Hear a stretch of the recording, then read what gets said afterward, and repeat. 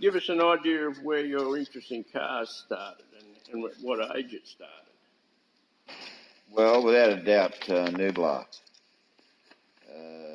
Back in the early 50s. I was born in 49, so in the early 50s I would need a journal to remind me, but I think probably 54 or 55 when I was about 5 or 6. They were going past my front gate because we lived in Forest Road. Oh, that's right. And yeah. And in those days, they used to mainly flat tow the cars. Some of them had trailers. A lot of them used to drive the cars there and change wheels and tyres, or some of them just drove there and then raced them.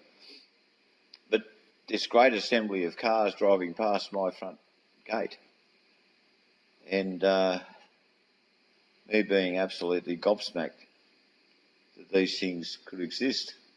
I can imagine, 6 years old. Yeah. And so that's where it first started.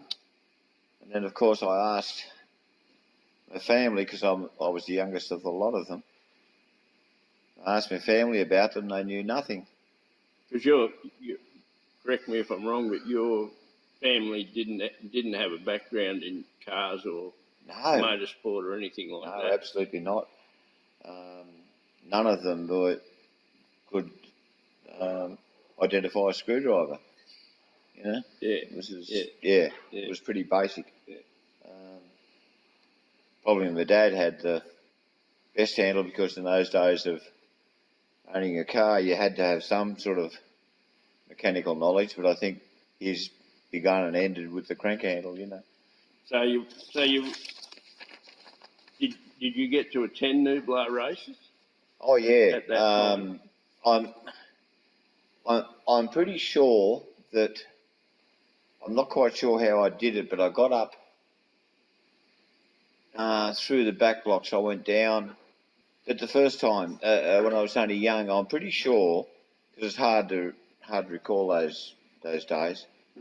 I heard this roar and so on and so forth, because the cars went up there one day and there's a bit of a roar there. Then the next day they started off with this big roar early in the morning, and I thought, wow, what's this, you know?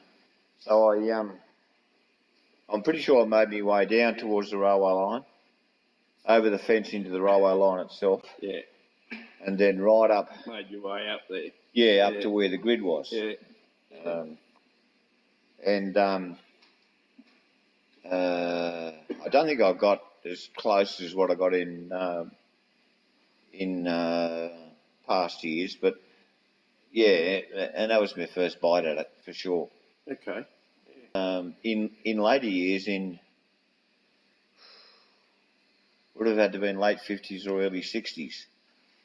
Then I was obviously older, and we went up the same route with Doug and Derek Piggott and my brother Dick, and all that Doug Piggott was interested in was picking up lemonade bottles, because you got sixpence for them. But I was just fascinated with the racing. We actually conned our way inside the grounds, in where the airfield was. Yeah. But a memory that stayed with me, and there's photographs of it, and I still drool over these photographs of these 3 or 4 Mark 1 and Mark 2 Jags on the front of the grid, ready to roll. Yeah. David Mackay, probably. Oh, David Mackay, Bill Pitt, Ron Hodgson. Yeah.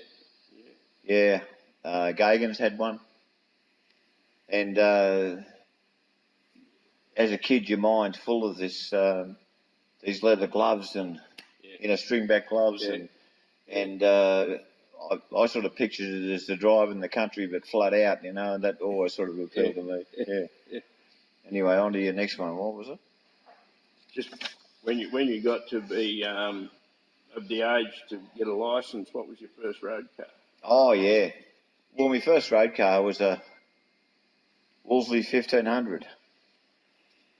So back in those days, they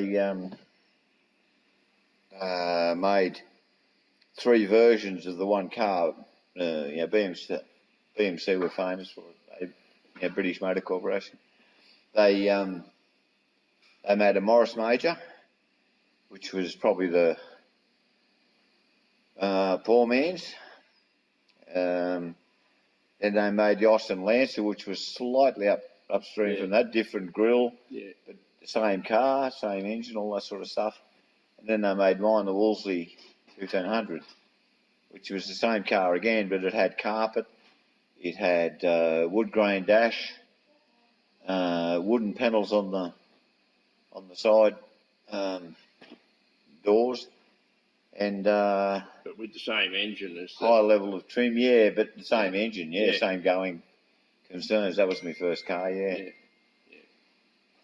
So where did you go with that? Did you do anything with that, or was that just basically transport? No, I pranged it first night I owned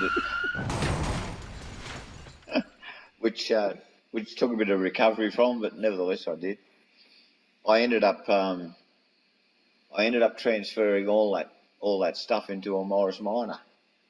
Okay. So the Morris Minor was the A series. Of course, they were smaller engine, smaller gearbox, basically the same layout, only smaller, and smaller brakes, smaller everything. So I got hold of this Morris Minor, and managed to measure and cut and so on and so forth, and made a firewall inside, and then cut the old firewall out, so I could put the engine back in. And then, because I didn't want to put the engine too far back, because in those days I couldn't run to a shortened tail shaft, so I found I could run with the Morris Minor tail shaft. Okay. And the BMC B series gearbox and so on and so forth. And I got the brakes off the Wolseley to fit the Morris as well. Okay. And so engine, gearbox, brakes, basically, seats, that sort of stuff. Made my own dashboard, and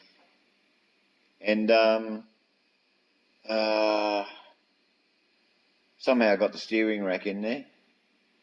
And when I got it all done, I didn't have enough room for a radiator, so I had to take all the catch. The bonnet catch assembly out. And so I had to live with leather straps on the bonnet, which was cool anyway. It was, very cool. Girlfriend didn't notice, but everybody else did. Then I was forced to have to make my own radiator to fit that little panel, and of course it wasn't quite big enough, and it was also too low, so I had to put a header tank in there. So the battery used to sit right in the middle of the firewall, so I thought that's a good spot for it. So I made a tank and put it in there, a header tank and put it in there, and put the battery in the boot. And it went like a shell. So, and this was still street registered? Oh, yeah. Yeah. Like in those days, there's no such thing as an engineering certificate or anything like that. No. But, it would have passed anyway, because it was all pretty good, you know. Yeah. But I was only about 19 then, 18, 19. Oh, the other thing I did back with that Minor too is I took the engine to tech and bought it out to 1800 cc's. Okay. Yeah. And I polished the ports and all that sort of stuff, and made up a manifold for 20 shoes and all that sort of stuff. Okay, so when did you first get into any sort of competition? When I was at the commission, the electricity commission, that is, I got in contact with a bloke named Joe Lyons. Everybody was talking about this Joe Lyons.